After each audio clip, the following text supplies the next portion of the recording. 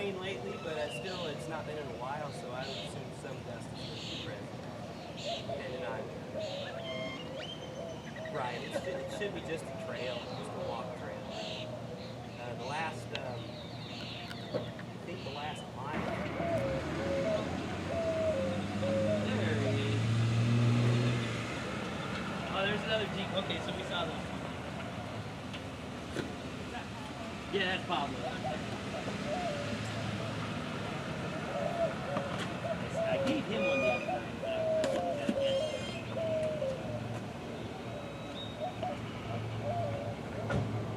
We didn't know we were waiting. We were on the other side of the lake waiting.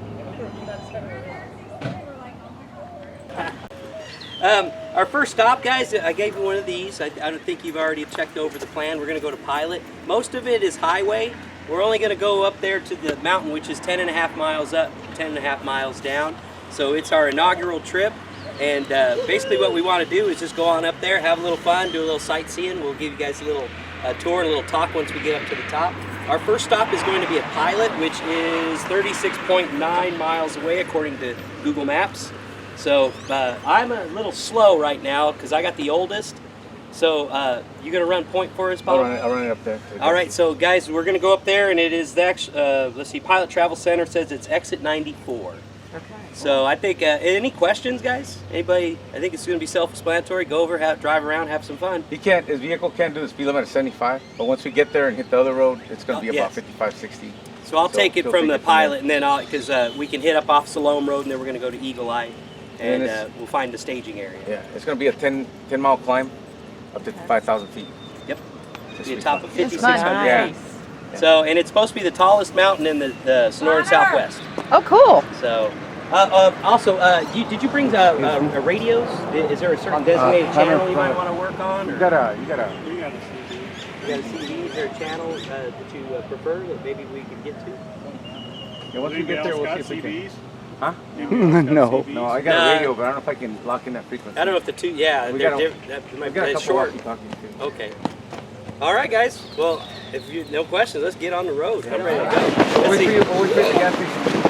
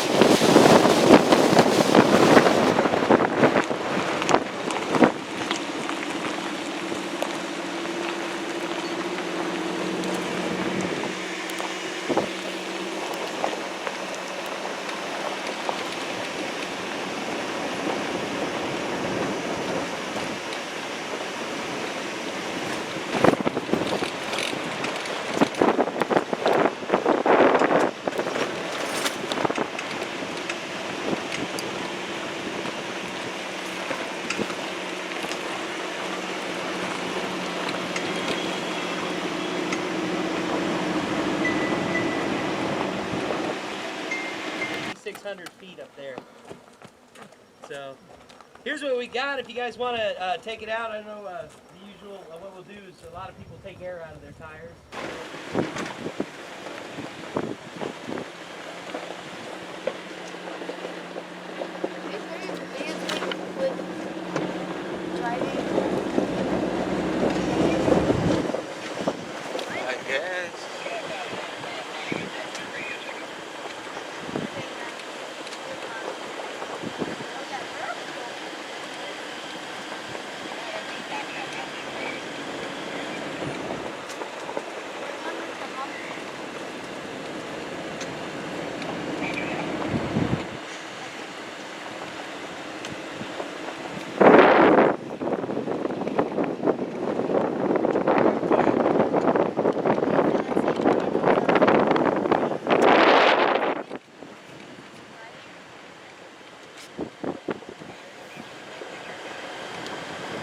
Take pictures.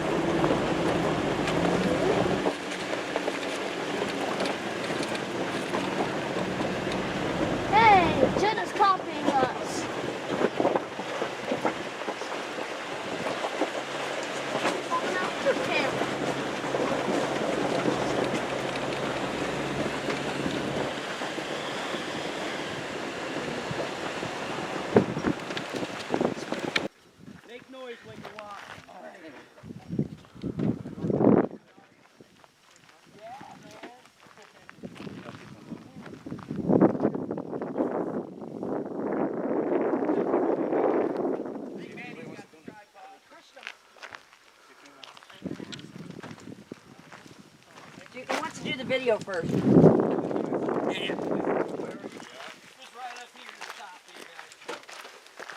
How many miles and miles and miles? There's nothing. People go, Arizona doesn't have a water problem. What are you talking about? This used to be an ocean. Oh, the No longer here. All right, you got it going on there, man. You got it going. All right. Yeah. Well, guys, welcome to Harquahala, man. We made it to the top. It's over 5,600 feet from the floor of the, I don't know what you're talking about. The desert floor. Yeah, way down there. We're gonna take a peek in a minute. Thanks, everybody's vehicles. How did everybody do? Other than me, mine was operator Aaron. Went to shift in a second, hit forward, installed.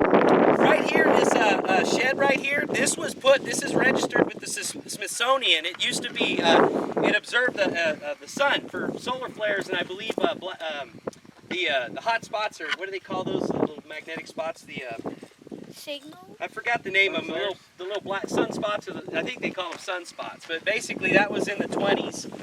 A lot of times people don't realize this, but back then, that's when quantum theory was really coming around from Edison's light bulb. That was the photoelectric effect and the ultraviolet catastrophe. So basically, they were trying to observe. Certain things like wavelengths of light. That's when Einstein and Bohr got to fighting about quantum mechanics and stuff.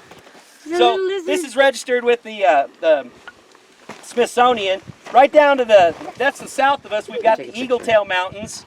As you can see way off in the distance, right over there to the east, there's our white tanks.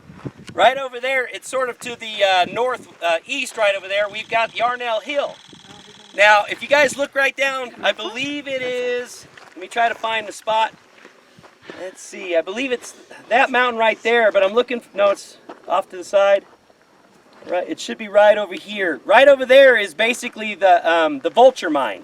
Now, I don't know if you guys are aware of this, but Yarnell Hill and Vulture Mine were the two largest gold spots in Arizona back when they were mining in the 1800s. So there are some mines that are around the foothill of this hill. If you go to the U.S. Geological Survey, you can find a map, and it basically shows you can look up certain areas. They've got it all itemized. And down on the desert floor, naturally, it's a lot of sedimentary rock. But up here, the three things they have in common on Yarnell Hill, even in Vulture Mine, and right here in Harquahala, is basically quartz. Now, quartz is what you want to really be looking for. It's, well, not the only thing, but basically, if you're looking for gold, if you find quartz, then you're sniffing in the right area. So, not a lot was found here, but as you can see at the sign where we got ready to come up here, they did make a living off the mountain for quite a while. So right here we've got the CAP. This is the Central Arizona Project. This is where they do all their, basically it's all their relays for everything that runs all their systems. Now, as you guys can see with the road, they used to pay the Bureau of Land Management to help maintain the road, but like I said earlier, now they just found it easier to fly them up in a helicopter. Yeah. So that's why we had even more fun that time. Yes, sir. I have two questions. What? What does the thing look like when you said? What's that? Quartz? Yeah. It's right here. It's actually. Well, this is probably a granite right here.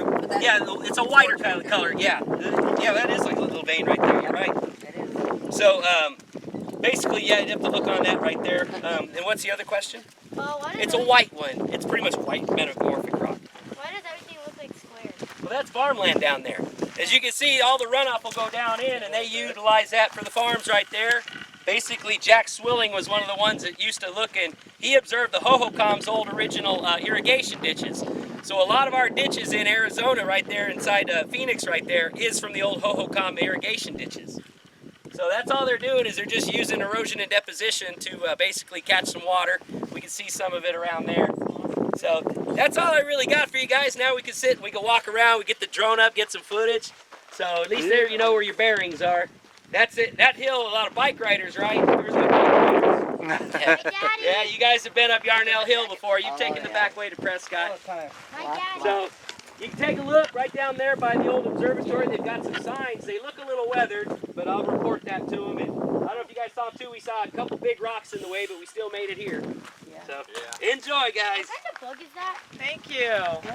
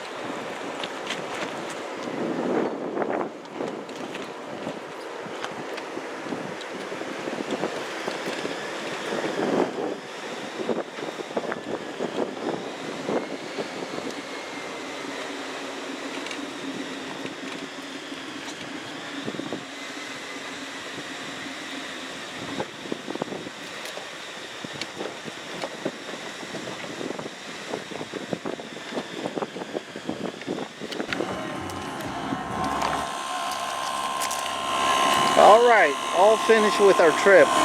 Now just putting our tire pressures back up to on-road pressures. Just one more tire.